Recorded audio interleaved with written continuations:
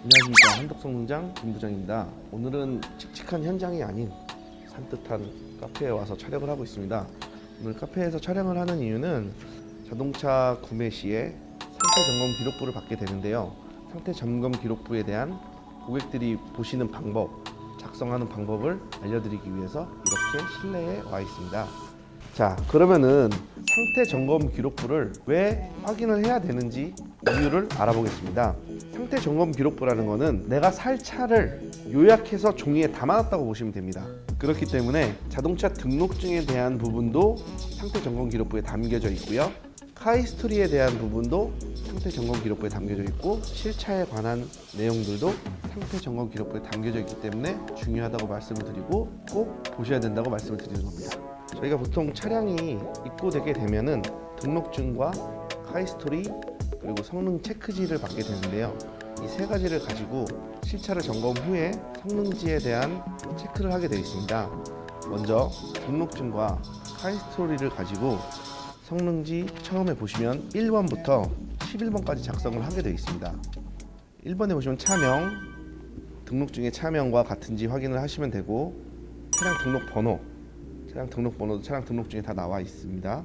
그리고 3번 연식, 5번은 최초 등록일, 6번은 차대 번호. 여기서 중요한 점이 있는데요. 차대 번호 같은 경우는 차 고유의 번호입니다. 차 고유의 번호이기 때문에 등록증과 상태 점검 기록부, 또 실차량, 이 세 가지의 차대 번호가 같아야 됩니다. 왜 같아야 하냐면 차량 등록증과 상태 점검 기록부는 차대 번호가 같은데 실차에 표기되어 있는 차대 번호가 다르다. 이 차는 도난 차량 또는 다른 주인이 있는 차량의 경우가 높습니다. 그렇기 때문에 꼭 확인을 해보고 넘어가시길 바랍니다. 물론 자동차 등록 번호, 차명, 연식까지 확인해 보시는 걸 추천드리겠습니다. 이어서 변속기의 종류, 변속기의 종류는 5가지가 체크가 되어 있는데요. 최근의 차는 대부분 자동 또는 세미오토로 많이 체크가 되어 있습니다. 이 부분은 본인이 사시는 차량이 자동인지 세미오토인지 수동인지 한번 확인을 해보고 넘어가시면 되겠습니다. 8번 사용 연료가 있는데요. 사용 연료는 최근에 전기라든지 수소 전기, 하이브리드가 추가가 되어서 자신이 구매하시는 차량이 정확한 연료가 뭔지를 아시고 성능지를 보셨을 때 같은 방향으로 체크가 되어 있는지 확인을 한번 해보시길 바라겠습니다.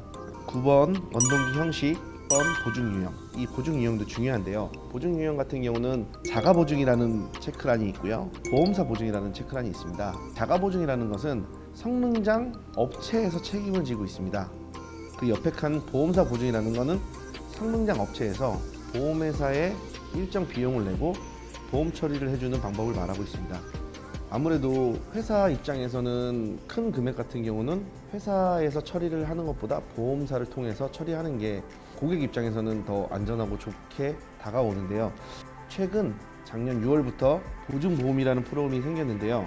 의무시화되기 때문에 1대1 거래나 리스 차량의 경우를 제외한 상사 대 개인 거래는 차량이 의무보험에 가입되어 있습니다. 저희 성능장 또한 의무보험에 가입되어 있어서 차량을 사시고 나서 문제가 생기면은 보험회사랑 통화를 하셔가지고 편하게 보험 처리를 받으실 수 있는 그런 프로그램입니다. 11번 사용 이력인데요. 주행거리 및 계기 상태. 보통 저희가 1년에 가장 적합한 주행거리 또는 보통의 주행거리를 2만 킬로라고 말씀을 드리고 있습니다. 그렇기 때문에 주행거리 및 계기 상태, 차량의 주행거리 표시가 제대로 되어 있는지 또는 그 킬로수가 연차에 비해서 많은지 보통인지 적음인지를 알려주고 있습니다. 그 밑에 보면은 차대번호 표기가 있는데요. 양호라고 되어 있으면 차대번호가 정상적으로 표기가 되어 있습니다. 저희는 분명히 성능을 볼 때 등록증과 확인을 합니다. 저희 같은 경우에는 요즘 사진을 찍어서 보관을 하고 있습니다.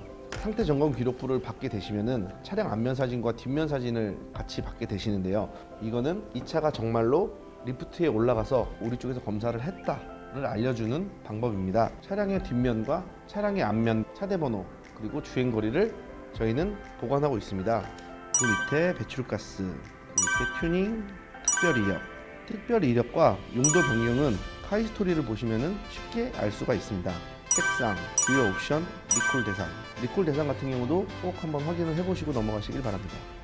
자, 이제 그 밑으로 넘어가서 모든 고객분들이 차를 사실 때 가장 궁금해하시는 부분, 사고, 교환, 수리 등의 이력에 대한 부분을 말씀드릴 건데요. 아마 차를 사시는 모든 고객분들은 이 부분이 가장 중요하고 또는 집중 있게 보셔야 될 부분인 것 같습니다.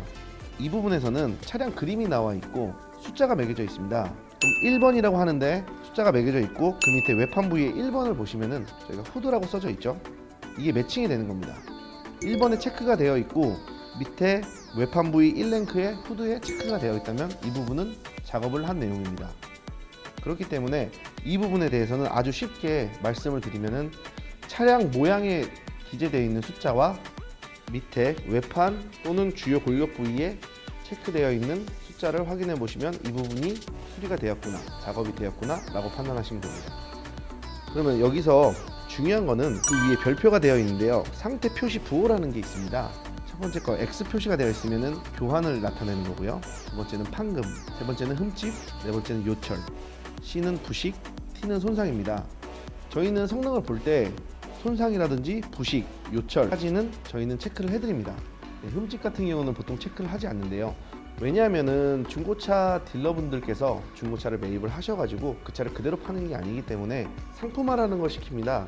상품화라는 것은 내 상품에 대한 가치를 높이는 거기 때문에 분명 딜러들은 상품화를 하게 되어 있습니다. 그렇기 때문에 중고차를 사러 가시게 되면 거의 새 차급으로 보시게 되는 거죠. 자, 그럼 이제 고객님이 차를 사러 가셨을 때 가장 민감한 부분을 한번 건드려 보겠습니다. 민감한 부분이 어떤 거냐? 이게 바로 W에 대한 부분입니다. 판금. 판금이 왜 민감하냐? 어떤 성능장에서는 판금을 체크를 하지 않는 성능장이 있습니다. 또는 어느 성능장에서는 판금을 무조건 체크하는 성능장이 있고 어느 성능장에서는 A4지 이상 판금이 돼야지만 체크를 하고 어느 성능장에서는 손바닥 두면만 돼도 체크를 하고 딱히 규정된 범위가 없기 때문에 성능을 보는 성능 점검원의 재량에 따라서 체크가 되냐 되지 않느냐 이런 부분이 있기 때문에 굉장히 민감한 부분일 수밖에 없습니다. 이런 부분을 제가 이렇게 말씀을 드린다는 것 자체가 민감한 부분을 건드려서 모든 성능 점검의 표적이 될 수도 있는데요. 고객들이 볼 때 조금 더 정확한 정보를 전달하고자 제 의견을 말씀드리겠습니다. 저희가 항상 영상에서 보여드렸듯이 도막 측정기를 이용해서 도막을 측정하고 있습니다. 차량이 최초 출고를 하게 되면은 도막 측정기로 측정했을 때 150을 넘지 않는 100 초반에서 형성이 되어 있습니다. 그러면 이 100 초반이라는 게 어느 정도의 두께인지 감이 안 오시겠지만 A4지 한 장이 보통 80에서 90 정도라고 생각하시면 됩니다. 도막 측정기의 단위가 마이크로 밀리미터이기 때문에 굉장히 얇은 두께를 측정하기 때문에 A4지 한 장이라고 생각하시면 됩니다. 여기서 퍼티, 저희가 보통 흔히 빠데라고 부르죠. 빠데라고 부르는데 퍼티라고 하는 제품이 들어가게 되면은 400 이상 측정이 됩니다. 400 이상이 측정이 되면은 기본적으로 100 그리고 퍼티 400 또는 300, 400 정도 해서 합이 500이 나오게 되잖아요. 500이 나오고 600이 나오게 되면은 판금이라는 표현 또는 그 단어를 쓰기 시작합니다. 그렇기 때문에 제 기준에서는 도막 수치가 500이 넘는데 손바닥 두면 정도면 판금 체크를 하고 있습니다.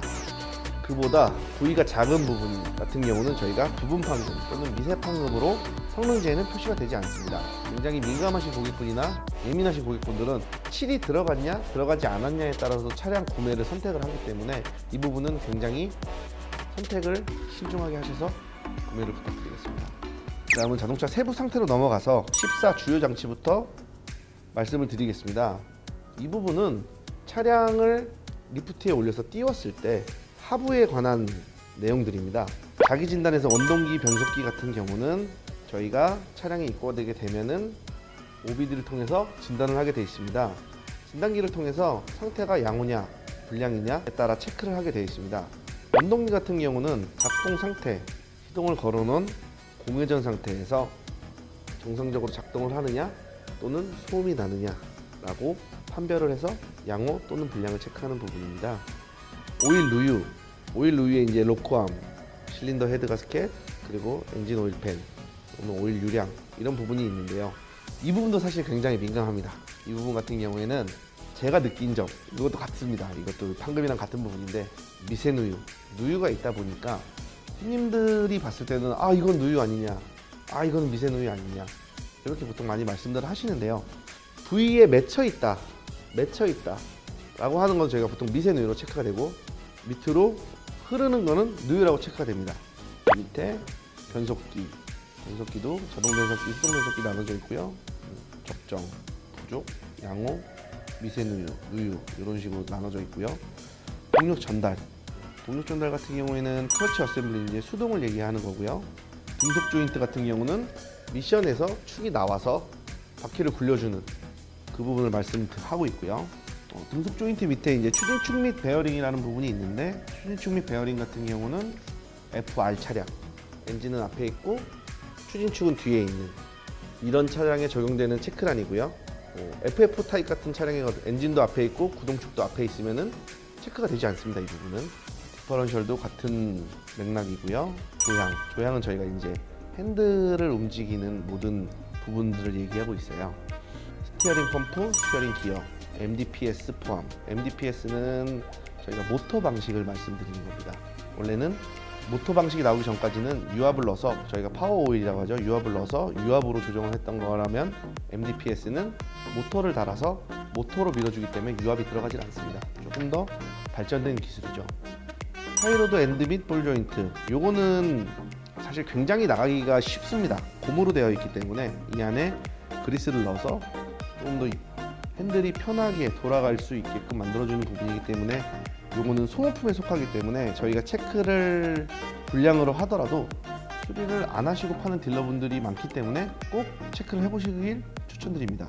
그 다음에 제동 같은 경우는 이제 저희가 브레이크를 얘기를 하는 건데요. 마스터 실린더, 브레이크 오일 누유, 내력 정치 상태, 그 다음에 전기, 발전기 출력, 이 부분은 양호냐 불량이냐는 체크란이 2개밖에 없기 때문에 확인을 해보시고 판단을 해보시는 걸 추천드리겠습니다. 물론 성능지에 들어간 체크 사항은 모든 게 다 중요하지만, 거기서 조금 더 고객님들이 차를 보러 가셨을 때 또는 차를 구매를 하러 가셨을 때 꼭 체크하셔야만 할 사항들을 말씀드려 봤습니다. 다음 영상에서는 실차에서는 어떻게 적용이 되는지 한번 담아 보겠습니다. 그럼 지금까지 한덕수 공장 김 부장이었습니다.